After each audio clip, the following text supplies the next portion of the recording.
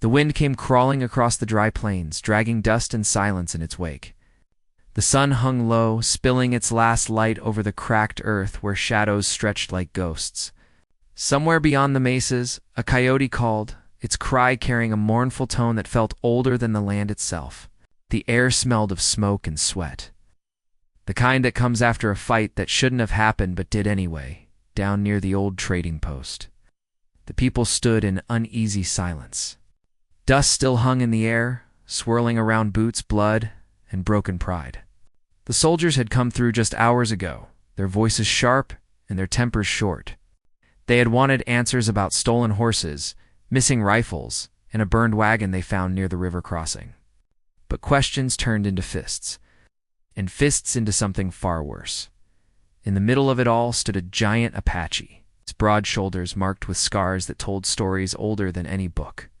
His hair was thick and tied back with rawhide, his face carved by sun and battle.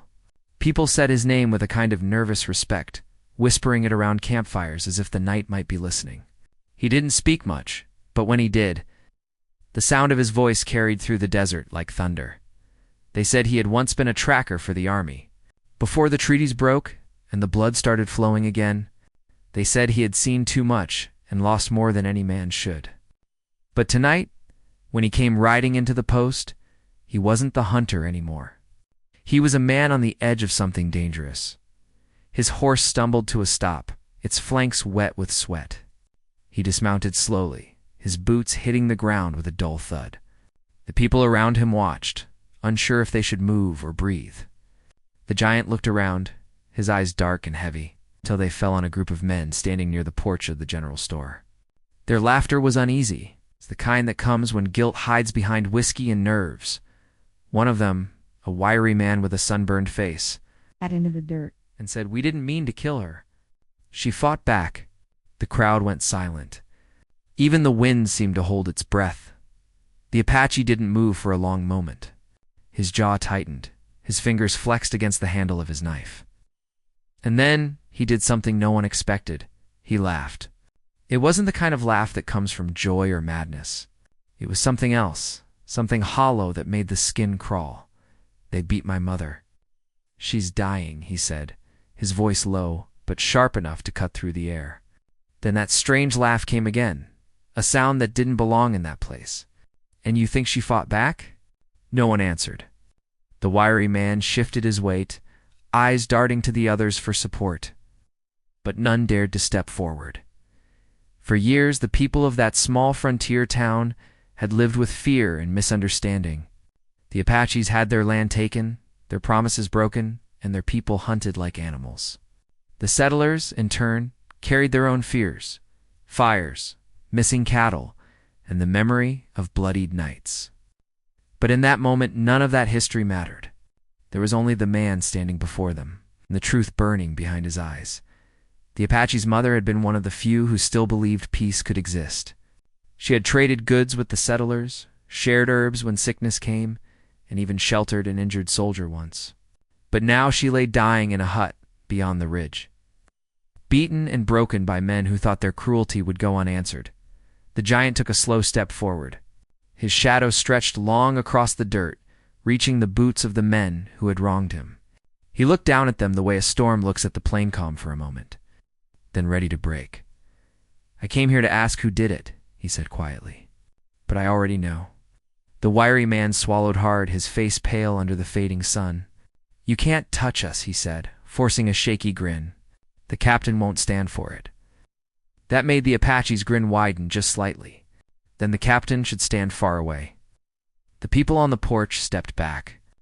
A woman covered her child's eyes.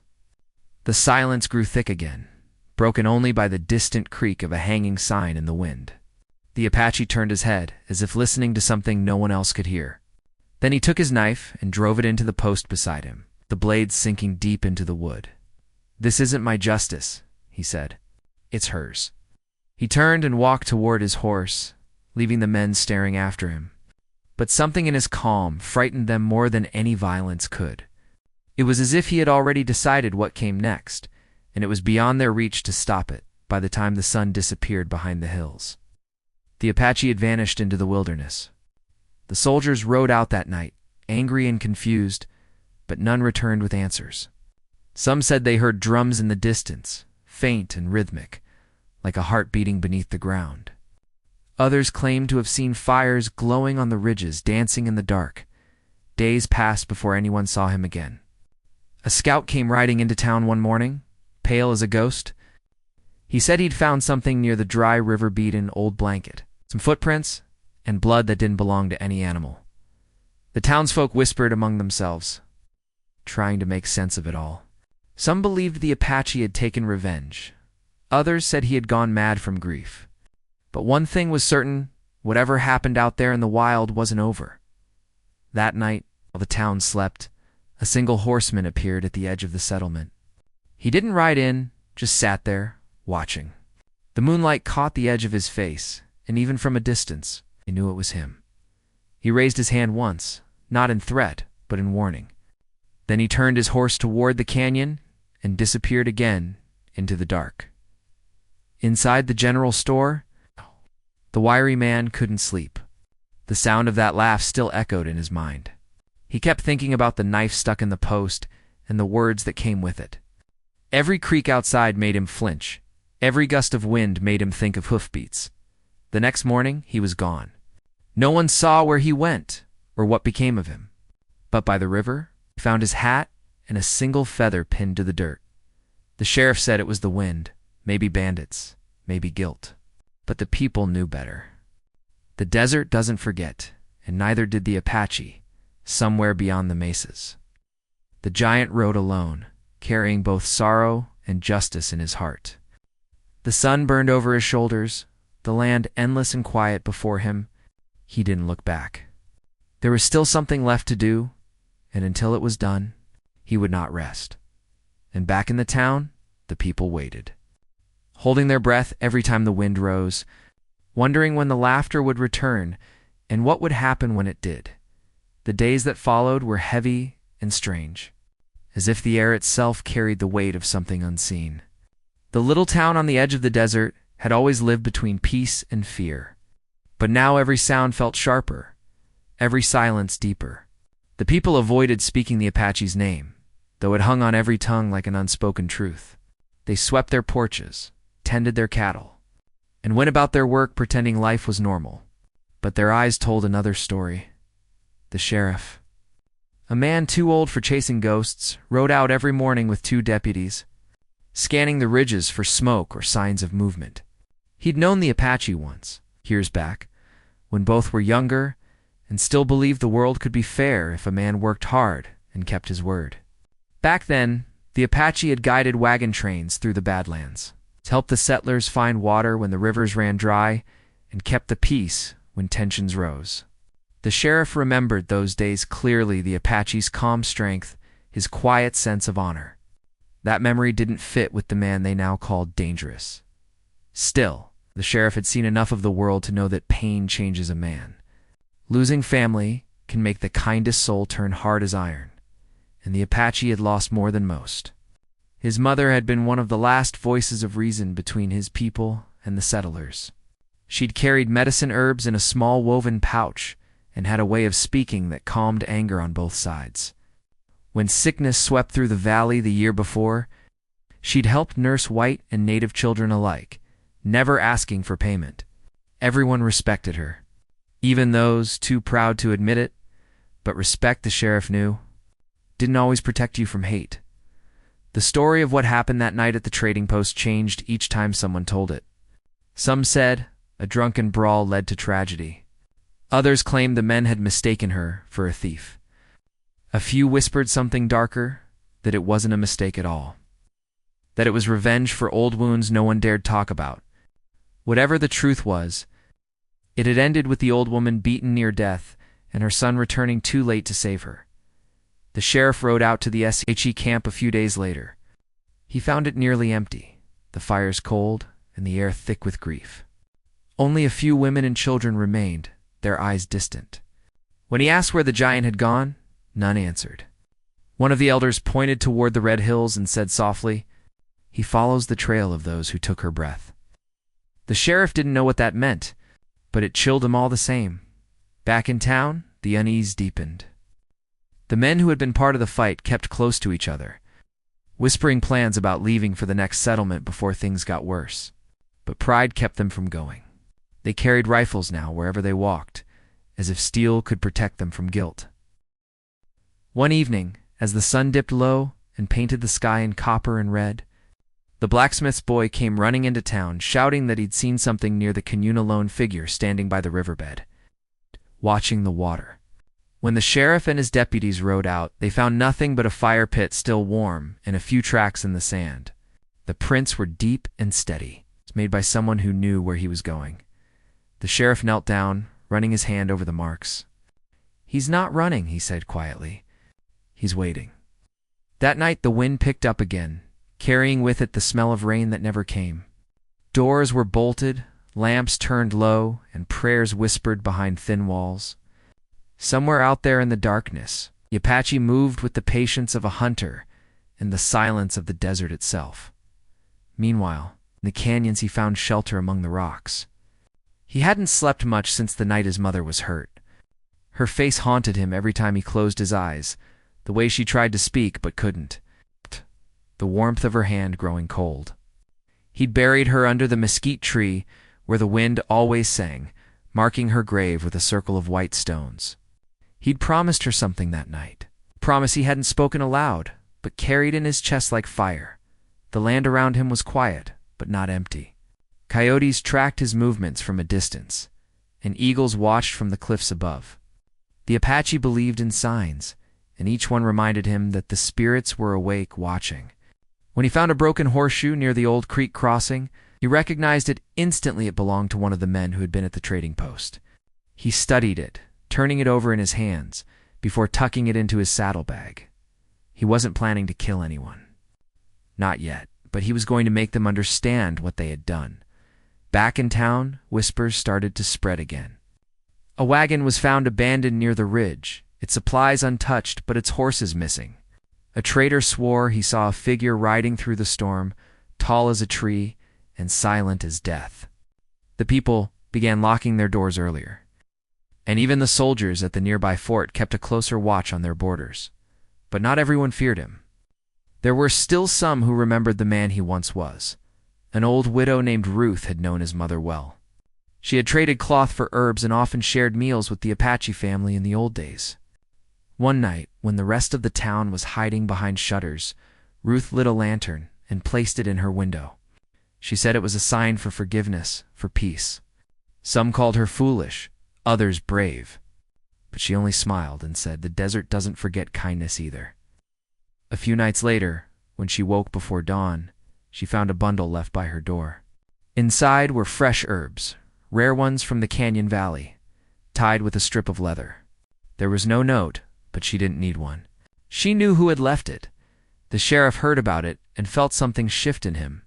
Maybe the Apache wasn't looking for blood after all. Maybe he was looking for truth. But truth in that land was like water. It was never where you expected it to be. It never stayed long. He decided to go looking again, this time alone.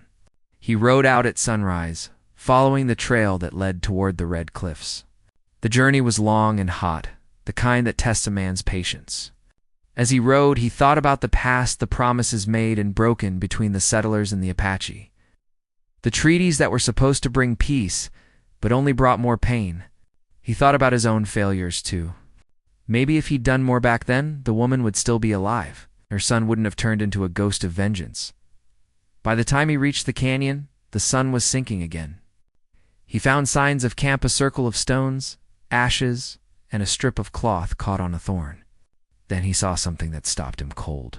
A symbol carved into the rock, one he recognized. It was the mark of the Apache's family, the same one his mother had used when she traded medicine to the fort. Beside it, another symbol had been drawn. Rough but clear, it was the sign for truth. The sheriff stared at it for a long time, wondering what message it carried. When he returned to town, the people gathered around him, asking what he'd found. He didn't answer right away. Finally, he said, "He's not coming for all of us, just for the ones who need to answer." The words spread fast, stirring both fear and guilt. The men who had harmed the Apache's mother began sleeping in shifts, afraid to close their eyes. The town preacher urged everyone to pray for forgiveness, while others packed their things quietly, preparing to leave before the storm broke. But the storm was already there, waiting just beyond the hills, and somewhere in that endless stretch of desert, the Apache rode alone beneath the stars. His horse moved slow and steady, its hooves soft against the sand. The wind tugged at his hair, carrying with it the faint echo of drums from far away. He looked out toward the horizon, where the lights of the town flickered faintly in the dark, and whispered a single word to the night, a name. The time was coming, but not yet. First, he had to make them see. He had to remind them what happens when the land remembers the pain men try to bury. The desert, after all, never forgets. The nights grew longer, and the air felt thicker with unease.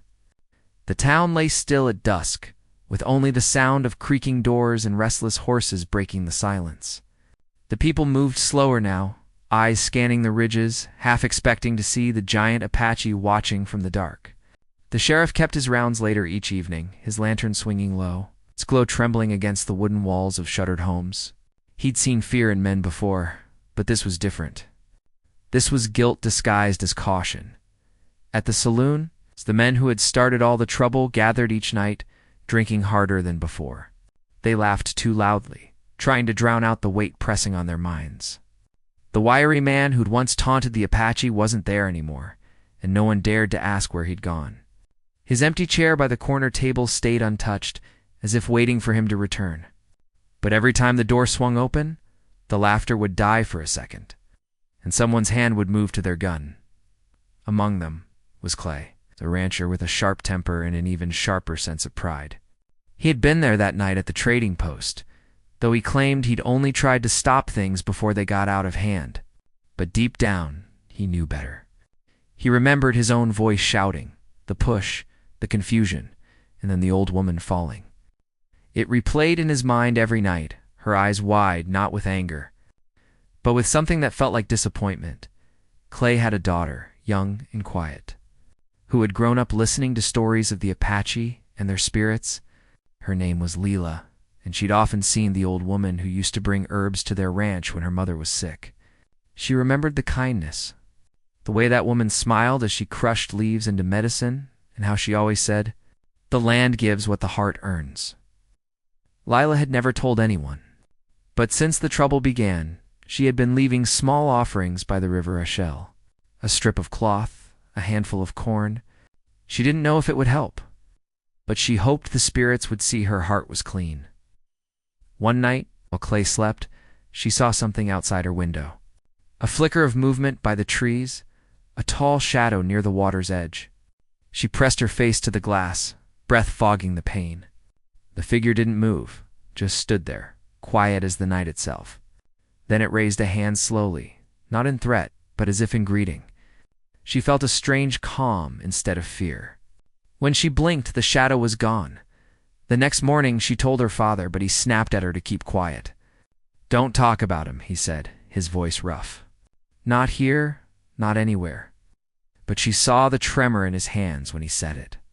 Meanwhile, the sheriff had problems of his own. The fort commander, a young officer, eager to prove himself, had sent a message warning that if the Apache made any move against the settlers, the army would ride in and handle it their way. The sheriff knew what that meant. The last time the army had handled things, they burned 3 camps and left nothing but ash. He couldn't let that happen again. Not when he knew the Apache wasn't looking for war, just reckoning. He went to the canyon again. This time, leaving his horse at the edge and walking the rest of the way on foot. The silence of the place felt sacred. The wind whistled through the stone walls, like an old hymn. He found the Apache's fire still warm, ashes stirred by the breeze, and nearby a carving in the rock, a handprint beside a symbol that meant remember. He studied it for a while, feeling something stir in his chest, something like regret. Then he heard movement behind him. The Apache stepped from the shadows, tall and calm, his face unreadable. "You shouldn't be here," he said quietly. The sheriff nodded. "Maybe not, but I came anyway." For a long moment, neither spoke. The sheriff could hear the distant cry of an eagle, somewhere above, echoing through the canyon walls. "I know what they did," the sheriff said finally. "And I know you want justice. But the army's watching. If you make a move, they'll come down on everyone your people too." The Apache looked toward the horizon where the desert met the sky. "They already came down on us," he said. "Long before this?" The sheriff lowered his eyes. "I'm not here to defend them. I just don't want more blood." The Apache turned to face him, the setting sun painting the lines of his face in fire and gold. "You talk about blood like it's something new to this land. But it's been here longer than either of us. It's in the dust, in the rivers, in the wind that carries our names." The sheriff didn't answer. He knew the truth when he heard it. "I don't want war," the Apache said finally. "But I can't let what they did be forgotten. Not by them, not by me." The sheriff nodded. "Then make them see without killing. You're not like them. Don't let their hate turn you into something you're not." The Apache didn't reply, but his eyes softened just a little. Then he stepped back into the shadows, leaving the sheriff standing alone in the fading light. Back in town, the tension twisted tighter. The fort sent 2 soldiers to keep order, though everyone knew they were there to watch for any sign of Apache movement. One of them, a young recruit barely out of boyhood, spoke kindly to the townsfolk and often visited Ruth, the widow who had once known the Apache's mother. She told him stories of the old days, of the peace that once existed when both sides still listened to each other. The boy listened with wide eyes, wondering how such peace could ever have existed. Ruth knew better than most that the heart of the land was broken. She could feel it in the wind that blew from the south, in the way the animals grew restless at night. She had seen the signs before, years ago, before another fight no one wanted but everyone expected. That evening she found a feather on her porch, long and dark, tied with a strand of leather. She took it inside quietly, placing it beside her lantern. It wasn't a threat. It was a reminder. In another part of town, Lila wandered down to the river again. The moonlight shimmered across the surface, silver and soft. She felt drawn to it, as if it were calling her. She knelt by the water and whispered a prayer she half remembered from the stories her mother used to tell. Then she saw something move in the shadows, a horse, large and strong, its mane catching the light. And beside it, a man watching her silently. She didn't move. "You shouldn't be here," he said gently. "The same way the sheriff had heard before, I wanted to make peace," she answered. "I don't want what they did to be all there is." He studied her for a long moment, then nodded. "Your heart is not theirs." She looked up at him, realizing who he was. "Will you forgive them?" she asked. The Apache didn't answer. Instead, he looked at the river, his reflection broken by the ripples. Forgiveness is a word men use when they're tired of remembering. "I'm not tired yet." Before she could say anything more, he mounted his horse and rode away, vanishing into the trees. She watched him go, feeling both fear and sorrow. When she returned home, her father was waiting by the door, his face pale. "Where were you?" he demanded. "By the river," she said. He was there. Clay froze, his breath catching. "Did he say what he's going to do?" She shook her head. "Only that he's not done." Her father said nothing, just stared out the window toward the dark line of the canyon. The fire crackled softly behind them, the only sound in the house. Outside, the wind rose again, carrying with it the distant echo of a drum beat. It wasn't close, but it was coming, and somewhere beyond the hills. The giant Apache rode through the night, guided by memory and the pull of justice. The land stretched wide and endless around him, alive with old secrets and unsettled debts. He could feel the spirits of his ancestors close by, whispering through the wind, reminding him that some wrongs do not fade with time. They wait for a man strong enough to face them. The storm had not yet broken, but everyone knew it was coming. The next morning, the town awoke to a silence that felt heavier than the night before. The air had changed. Even the wind seemed to hesitate as it moved through the trees, carrying with it a stillness that made dogs whine and horses shift restlessly in their stalls. People spoke in low tones, afraid to raise their voices, as if the land itself was listening. The sheriff walked the main road with his hat pulled low, the dust crunching under his boots. He could feel the weight of what was coming, even if he couldn't yet name it. By noon, the sun hung high and unforgiving. Clay stood on his porch, his face drawn tight, watching the road that led out toward the red hills. He hadn't slept. Each creak of the house had made him jump. Each shadow felt like a warning. His daughter tried to calm him, but her own hands shook as she poured water into a tin cup. "He's not coming for everyone," she said quietly. "He told me so." Clay stared at her, the lines around his eyes deepening. "You don't know what a man like that will do when grief runs him. It's not reason that guides him anymore. It's ghosts." She wanted to believe he was wrong, but the look in his eyes told her even he didn't believe his own words. At the fort, the soldiers were restless too. The commander had sent scouts toward the canyon at dawn, but none had returned yet. He paced in front of the barracks, his boots leaving clean marks in the dust. The younger men whispered about the Apache, calling him the giant ghost in the mountain shadow. The commander didn't like it. Fear, he knew, was the start of mistakes. And mistakes in this desert never ended small. That evening, as the sun began to fall behind the mesas, one of the scouts returned. His horse stumbled into the yard, sides foamed with sweat, and the rider slumped half-conscious in the saddle. His eyes were wild, his voice hoarse.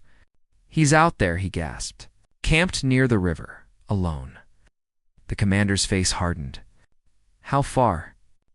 "Half a day's ride, maybe less. He's got weapons." "And fire." "A signal, maybe." The commander turned to his men. "We ride at first light." Word spread fast. By nightfall, the whole town knew the soldiers were planning to ride out. The sheriff wasn't happy about it. He went straight to the fort, boots striking hard against the boards. When he found the commander, he didn't waste time on greetings. "You send your men out there, you'll start something you can't finish," he said. The commander's jaw tightened. "He's a threat, Sheriff." "I'm doing my duty. He's one man," the sheriff argued. "And you'll bring 20 rifles to chase him? That's not justice. That's fear." The commander met his gaze coldly.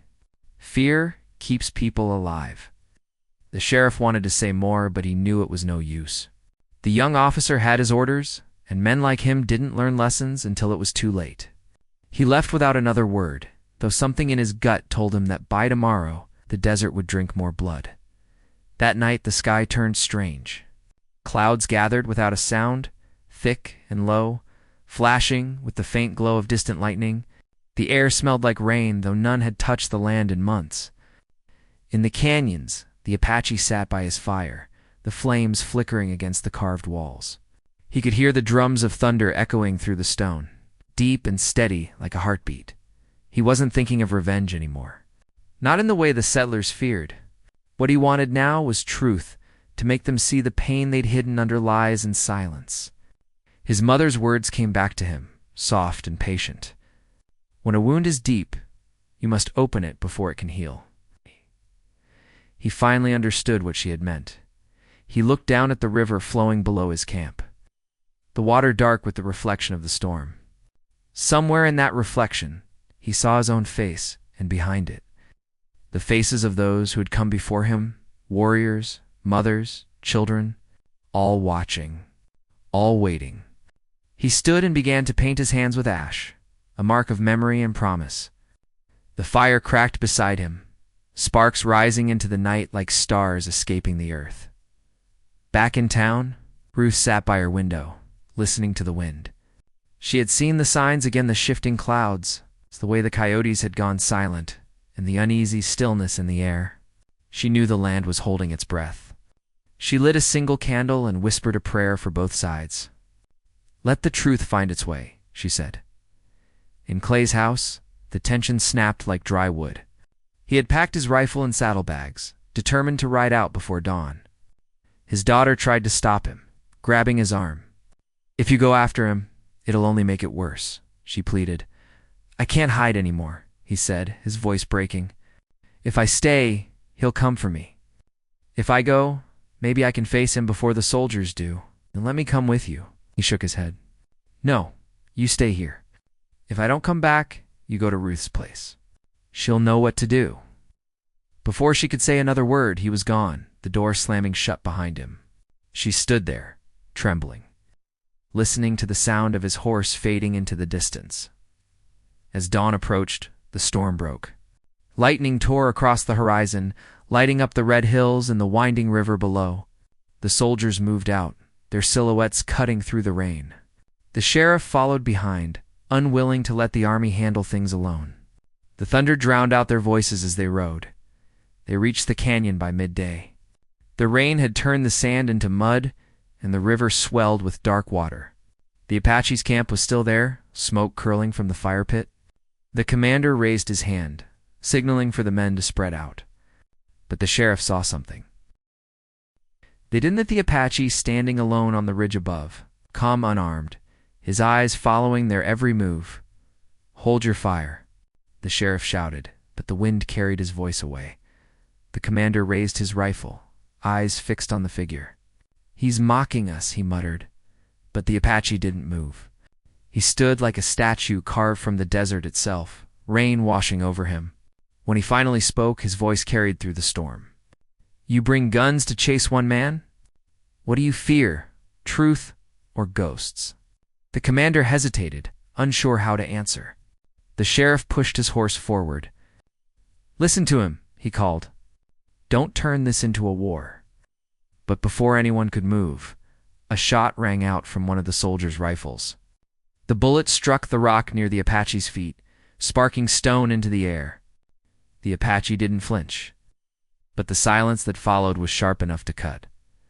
Then another sound came from behind them, a single horse, racing fast.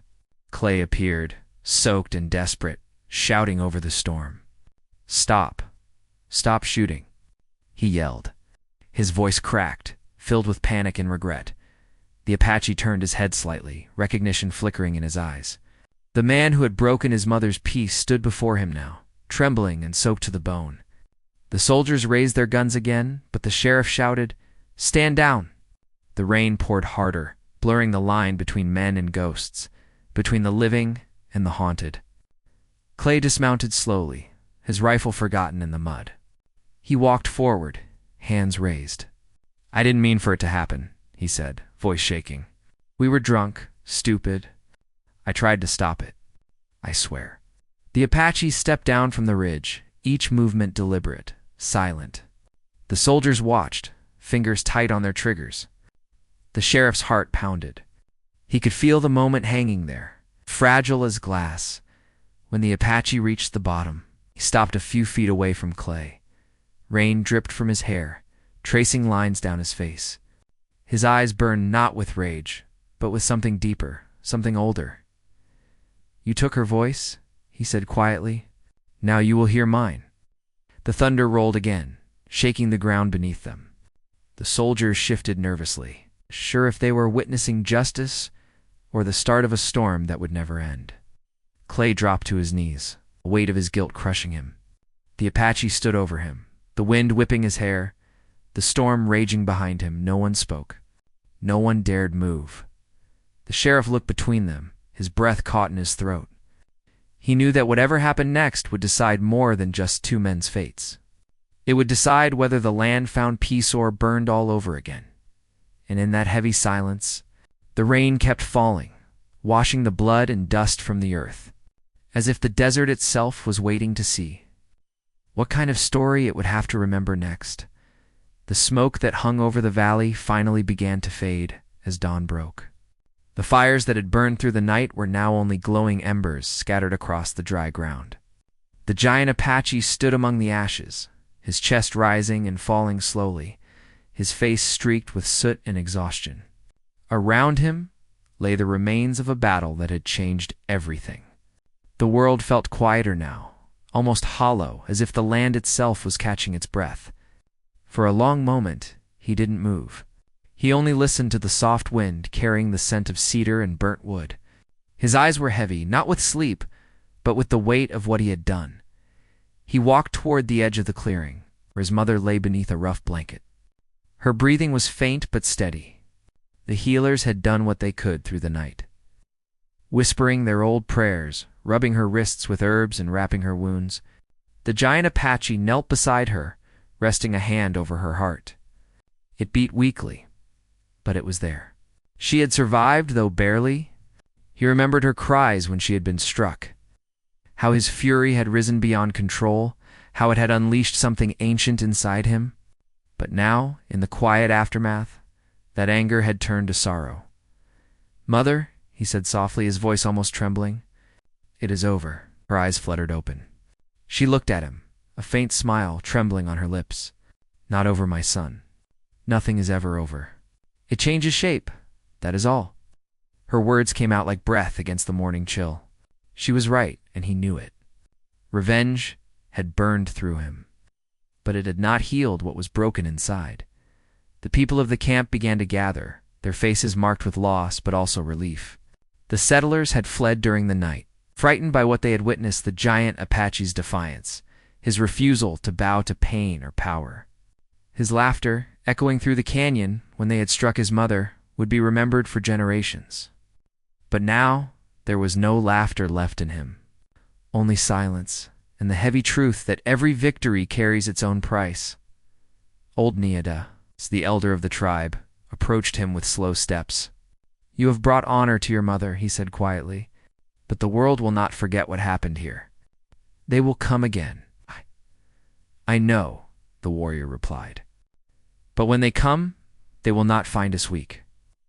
He turned his gaze to the far ridges, where the sun was rising over the mountains. The light spread across the valley, painting the land in shades of gold and red. For the first time in months, he felt a strange calm, though he could sense the coming storm. His people had seen too much loss to return to peace easily. As the day grew warmer, the camp began to rebuild. Women gathered water from the stream, men repaired the damaged shelters, and children moved cautiously, watching the grown-ups for signs of hope. The air carried both grief and determination. The warrior helped where he could, his massive hands surprisingly gentle as he lifted timbers and tied rope. Every gesture, every sound of rebuilding, felt like a promise to those who had fallen. Later that evening, as the sky turned purple with twilight, he sat beside the fire with a few of the younger warriors. They were quiet at first, unsure of what to say. Then one of them spoke up. "When they hit your mother, I thought you would lose yourself. But you didn't. You fought like a storm." The giant Apache stared into the flames, the firelight reflecting in his dark eyes. "I did lose myself," he said. "That storm you saw was not strength. It was pain, and pain does not lead, it destroys. Remember that." They nodded, his words sinking deep. The silence that followed was heavy but thoughtful. Around them, the crickets began their night song, and the stars slowly emerged above the peaks. The old healer, who had stayed by his mother's side all day, came to him with a calm expression. "She sleeps now," she said. "She will live." Those words struck him harder than any weapon could. His eyes softened, and he whispered a quiet thanks. He rose and went to her tent, kneeling once more at her side. Her face looked peaceful in the dim light. He remembered the stories she used to tell him, as a child, stories of ancestors who stood unbroken even when the world turned against them. Those stories had shaped him more than he had realized. Outside, the night deepened. The fire crackled low, and the warriors on watch moved like shadows among the trees. The land was still. Somewhere in that stillness, he felt his father's presence too, like an echo carried on the wind. It was as if all those who came before him stood watching, reminding him that the path of a warrior was not one of rage, but of balance. The next morning brought signs of new life. The river shimmered under the sun, and the horses grazed quietly near the camp. The giant Apache helped prepare a burial site for those lost in the conflict. He carved wooden markers by hand, each one etched with simple symbols of honor. When the ceremonies ended, the people stood together in silence. No words were needed. The air itself carried their respect. As the day passed, messengers arrived from neighboring villages. They brought food, medicine, and word of support. His actions had traveled faster than he could imagine. Some called him a hero, others feared him, but all agreed that what he had done would be remembered. Yet for him, it was not glory he sought, it was understanding. He wanted his people to live, not just survive. That night, As he sat again by the fire, his mother joined him, walking slowly but upright. She looked fragile, but proud. "You have your father's heart," she said softly. "Strong, but too heavy at times. You must learn to let it rest." He smiled faintly. "And how does a warrior rest, mother?" She reached out and placed her hand on his. "By forgiving." The word lingered in the air between them, simple yet powerful. Forgiveness had never been easy in their world, where each wound left a mark on both body and spirit. But he understood now what she meant. To carry hate was to stay chained to pain. To forgive was to walk free. In the weeks that followed, the camp began to thrive again. The fields near the river were planted with corn and beans. Children's laughter returned, and the nights were filled with song instead of mourning. The warrior found peace in small things, the rhythm of the river, the hum of the wind through the trees, the warmth of the sun on his back. But even as peace settled in, he never forgot the moment that had changed him forever. The sound of his mother's cry, the fire in his chest, and the laughter that had burst from him in defiance of cruelty, all of it had become part of him. It was not madness that made him laugh that night, but something deeper. It was the refusal to surrender to despair. It was the sound of a man standing between life and death, choosing life even when it hurt. Years later, when travelers came through the valley and asked about the story of the giant Apache, the elders would tell it quietly by the fire. They would say he was not just a warrior, but a symbol of something greater, the spirit of a people who could not be broken, no matter how much they were tested. And if you listened closely to the wind that swept through those same mountains at dusk, you could almost hear his mother's voice whispering through the trees, reminding all who came after that strength is not in vengeance but in love, and that even in the harshest lands, forgiveness can grow like wildflowers after a storm. The giant Apache stood once more at the edge of the valley before he left to seek new paths. He looked back at his home, at the smoke curling gently into the morning air, and he felt peace. He had fought his battles, faced his demons, and learned that true courage was not in striking back, but in choosing to heal. With one last glance at the horizon, he walked into the sunrise, leaving behind a story that would live long after his footsteps faded from the earth. Top of form, bottom of form.